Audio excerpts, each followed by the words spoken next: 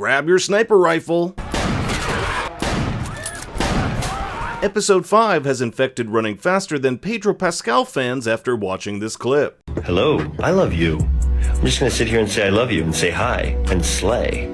And yas. Now that I've subjected you to that, we can get into this week's deep dive. For those of you new here, welcome, and for those coming back, why are you doing this to yourself? Episode 5 actually begins 10 days before the events of Episode 4. Fedra's been kicked out of power by Kathleen and her group of revolutionaries. And these revolutionaries are absolutely brutal, with public executions, lynchings, and chair music playing over the speakers. In the game, we see similar bodies strung up by the ruthless group known as the Hunters in Pittsburgh. Remember that in the show, Kansas City has replaced Pittsburgh. On the run are Henry and his younger brother Sam. If you played the game, you'll immediately notice two big changes. First, Sam is much younger. In the game, he's closer to 13 instead of 8. So, how old are you? Me? 14. How old are you? The same? Oh, you're 14, huh? I'm close. Sir, I need to see some ID. The writers also made him deaf. Now, as of the time of this writing, they haven't released the podcast, which will likely explain why they made these choices, but as a huge fan of the game, I personally think this worked pretty well. Kathleen scares the shit out of a bunch of collaborators. These are men and women who ratted out their neighbors to Fedra for perks, such as hard-to-come-by foods or medicine. And you bet your ass I'd rat my neighbors out if Fedra had access to new Last of Us episodes. In this one, we learn a little more about Kathleen and why she's become this ruthless, almost dictator-like figure. Her brother, considered by many to be a great man, was the leader of this resistance, and judging by his message of forgiveness, he likely had a very different way of fighting against Fedra's authoritarian rule. As Kathleen will later tell her right-hand man Perry, played here by the same actor who portrayed Tommy in the game, her brother Michael didn't have what it takes to actually get this revolution going. It was only when she took the reins after his death that they started to make headway. We also find out that Michael was in prison and was allowed to see family, so it appears that there was some sort of justice system in place under Fedra rule. Remember, the Walls even had these prisoner rights. Juxtapose this to Kathleen, who tells all the collaborators that after a fair trial they'll do some time, but in reality she's just going to have them all killed and their bodies burned in piles. One of these piles we see in the show and another in the game. Oh, I don't think these guys were infected. But there's one thing Kathleen wants more than anything: Henry. He turned her brother in exchange for life-saving medicine that could help with Sam's leukemia. Later in the episode, Henry will disclose this to Joel, and it begs the question, does doing a bad thing make you a bad man? Joel's someone who's done tons of bad things, but do we consider him a bad person? It's a question that's been posed several times throughout the season. One of the collaborators mentions Henry is with Edelstein, the doctor we met in episode 4. He's helped Henry and Sam find refuge in a safe house that once belonged to one of his patients, a patient who is now dead. So Kathleen tasks her cronies with finding Henry and Sam, and you might remember this guy as being the guard who stood outside Edelstein's cell in episode 4. But Perry has some concerns. They've just overtaken the city, and there are far better ways they could be spending their resources than tracking down 2 civilians. The same thing happened in episode 4. Perry warned Kathleen about the bloater problem, but she shrugged it off, telling him instead to focus on Henry and Sam. She has put her personal vendetta against Henry ahead of the welfare of her people, a decision that will ultimately get her and her followers killed. The attic hideout looks a little different than when we saw it in episode 4. No crayon drawings on the wall or empty cans of food. This will change over the next 10 days, as the 3 ration the 20 cans of food and 6 pounds of jerky. Henry's plan is to sneak out via the tunnels, but Edelstein says he might as well just kill himself. Those tunnels are supposedly filled with infected. Remember that Tess said infected love dark and damp conditions, so it kinda makes sense. And later on in the episode, when Henry explains his plan to Joel, he states the infected were driven underground by Fedra 15 years ago. Everyone topside fears the tunnels and won't go near them, but a Fedra guy he worked with told him they're completely clean. And you know, if they're Fedra, it's gotta be true. Edelstein tells Henry that Sam is scared because he's scared, so to quell his fears and draw his attention away from the violence of the world, he gives him some crayons to liven up the place. All right. Somebody drew a penis. Here he draws Super Sam, who fights off the evil Fedra forces. 10 days later, the rations have run out, Fedra is closing in on their location, and Edelstein has gone an entire day looking for food and hasn't returned. We know from episode 4 that he was somehow caught, so Henry and Sam have to make the harrowing decision to flee or face starving to death. Luckily, Henry has been watching the rebel patrols and thinks he knows their patterns. He paints Sam's face, giving him his own mask, just like Super Sam. My mask! On their way out, Henry sees Joel and Ellie take on Brian and the rebels at the laundromat, an event we saw last episode. Seeing this from Henry's perspective serves two important roles. One, it allows Henry to see that Joel and Ellie are not with Kathleen, and two, that Joel is adept with a gun. He'll later ask Joel to join him in their escape, since he'll be their muscle. I show the way. You clear the way. This is the way. Henry has also never killed a man, at least not directly. He'll open up to Joel and tell him how he turned in Michael, the leader of the revolution, in exchange for his brother's medicine. It's also ironic he mentions not killing anyone, since at the end of the episode he'll end up killing his brother and himself. But more on that in a bit. We now come up to the final moments of episode 4, where Sam and Henry hold Joel and Ellie at gunpoint. Even though Joel left glass on the ground to alert them of intruders, it's implied his hearing is so bad in his right ear he never heard them coming. When he wakes, you'll see that he was sleeping on his good ear, and hints of his poor hearing were set up in episode 4. The reason I asked whether you'd hear the glass or not is because I've noticed you don't hear too well from your right side. The initial confrontation between Henry and Joel, although tense, is not as violent as it is in the game.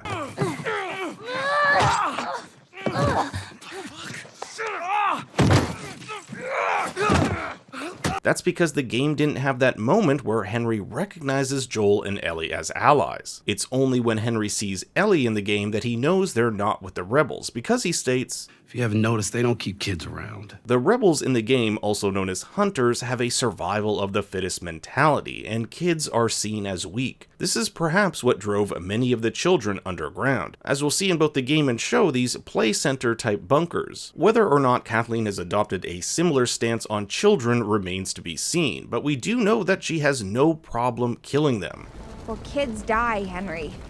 They die all the time. You crazy evil bitch! In episode 4, we learn that Ellie was able to grab some of Bill's food from the truck before they fled, which they share with a gracious Sam and Henry. By making their way up the building, they can get a better view of the city and devise an exit strategy, similar to what they did in episode 2 when making their plan to cut through Boston. In the game, this doesn't take place in Kansas City's tallest building, rather a safe house in Pittsburgh. Now, Henry catches Joel up to speed on what happened to Kansas City, which he refers to as Killer City. If you thought Boston Fedra was bad, the Fedra in KC makes Boston look like Sesame Street. Henry later telling Joel that 20 years of torture and murder will push people to do unspeakable things. Henry also divulges that he's a collaborator, something Joel has great disdain for. No doubt he's seen how collaborators have turned in many of his friends in the past. Then again, it's also a bit hypocritical since he collaborated with Fedra to smuggle supplies, although you could argue that's different. Collaborator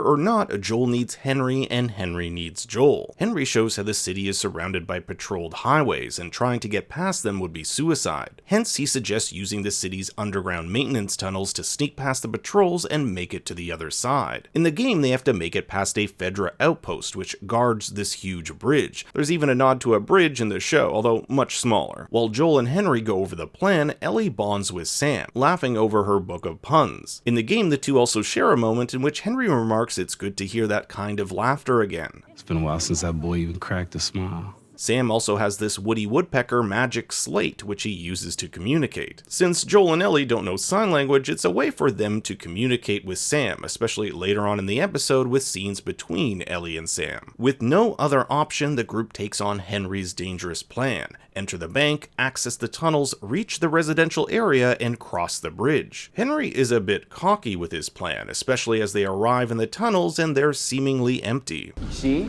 It's empty. The plan is good.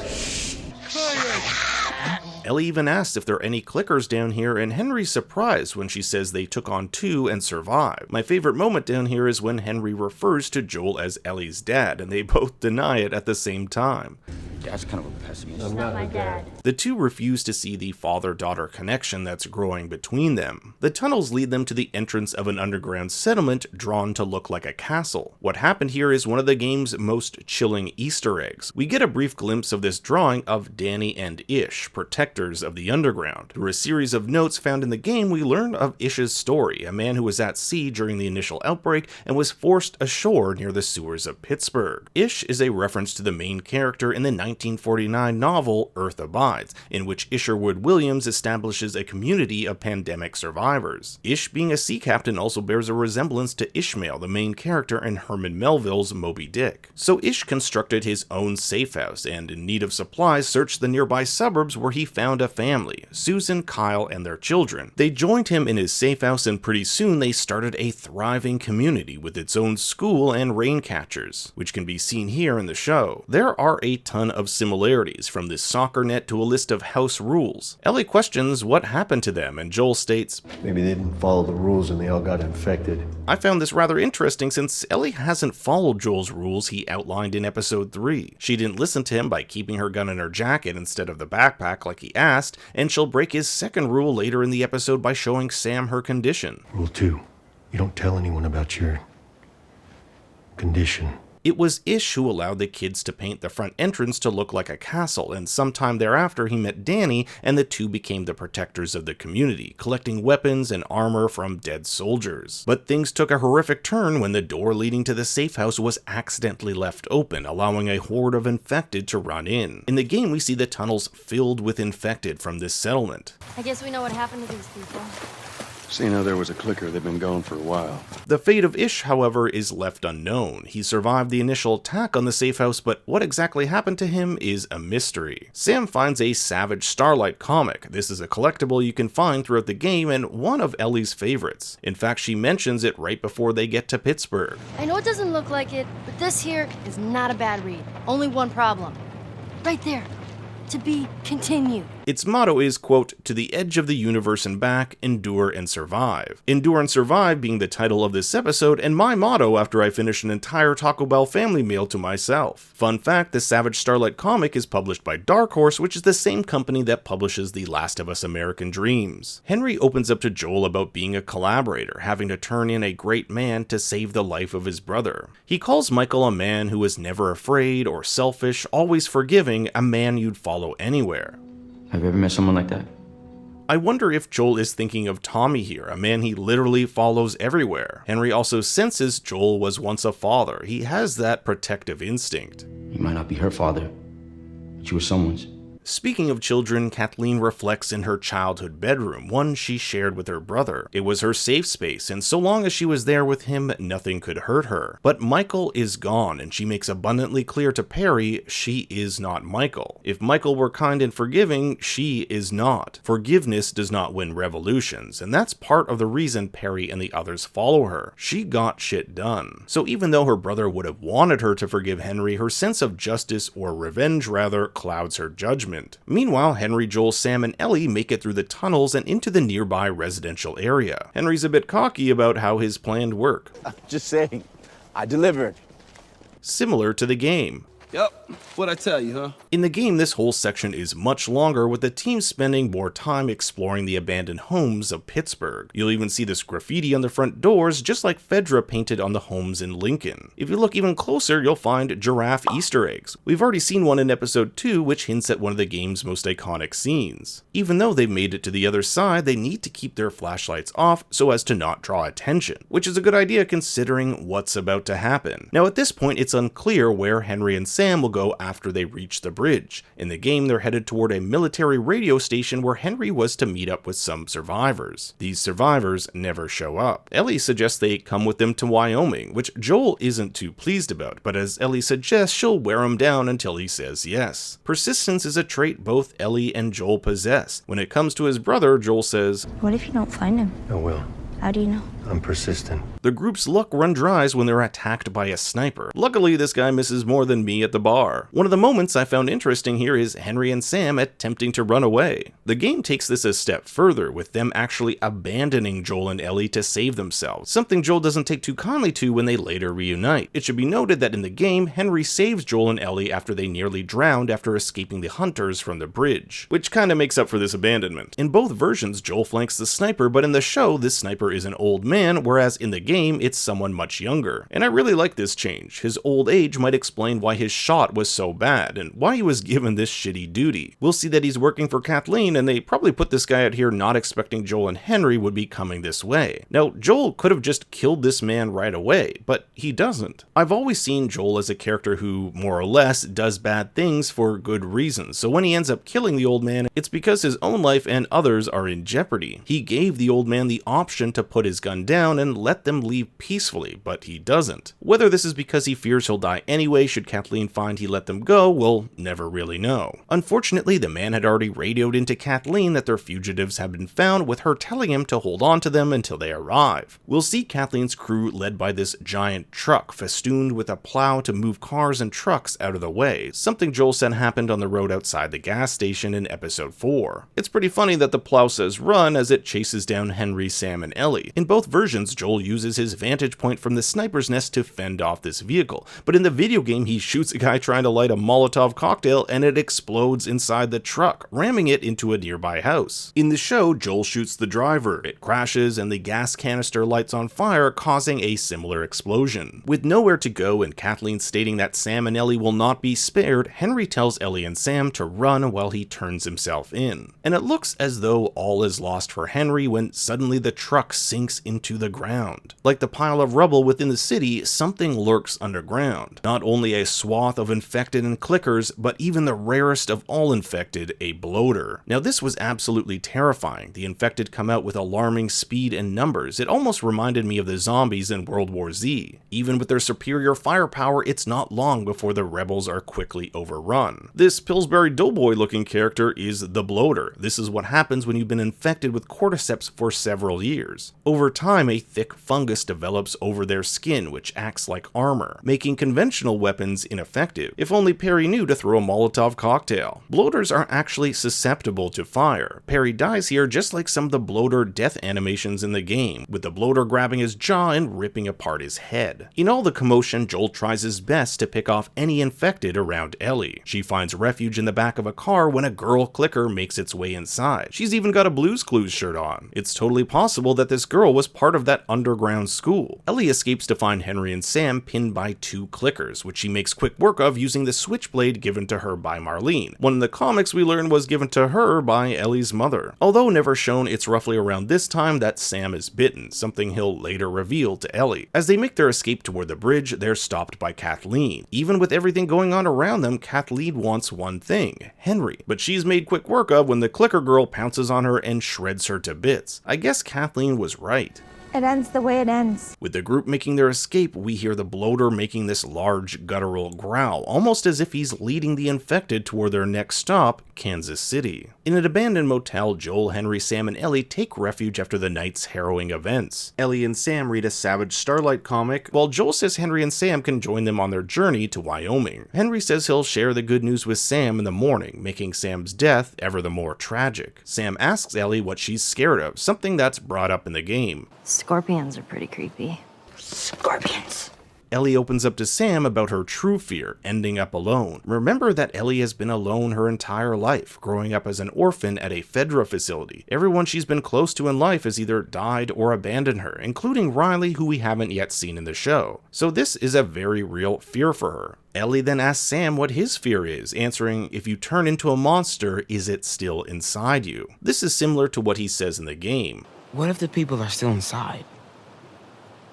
What if they're trapped in there without any control of their body? This prompts Sam to show Ellie his bite mark. Remember from episode 1 that a bite to the leg can take anywhere from 12 to 24 hours to take control, and we can already see it's started to spread. Now Ellie doesn't tell Joel or Henry, instead she breaks the second rule and shows Sam her condition and attempts to heal him by using her own blood. She writes, "My blood is medicine," cuts her hand and places it on his wound with the hopes it might save him. He asks her to stay awake with him and she says, "I promise." This is why she'll later write "I'm sorry" on the magic pad, because she fell asleep in his final moments. In the game, Ellie's in a different room than Sam and is asked to check up on him for breakfast before she's attacked. In fact, in the game, Sam never discloses his bite to her. They also cut out a section where Sam asks if she believes in heaven, which she says she does not. What happens next plays out relatively the same in both versions, with one exception. Sam attacks Ellie, Henry won't let Joel save Ellie, Henry shoots Sam, then Henry shoots himself. The exception here is what Henry says to Joel when he briefly points the gun at him, with the game version having Henry claim Joel is responsible. This is your fault. This is nobody's fault, Henry. It's all your fault! It adds a beat of tension before Henry ultimately shoots himself. Perhaps Kathleen was right. This is what happens when you with fate. The game cuts to black, preparing us for the next section of the game, while the show gives us a brief epilogue where Joel and Ellie bury the dead. Agnes Obel's Fuel to the Fire plays as the credit rolls, a song about grief which asks if it's better to dwell on the past or forge on ahead. It looks like our protagonists are moving on to whatever awaits them in Wyoming. But what did you think of episode 5? I want to hear your thoughts and theories in the comments below. Thanks for watching, everyone. Be sure to like and subscribe, and for more bad takes you can follow me on Twitter and Instagram at ThinkStoryYT. Until next time, remember... Hello, I love you. I'm just gonna sit here and say I love you and say hi and slay and yas.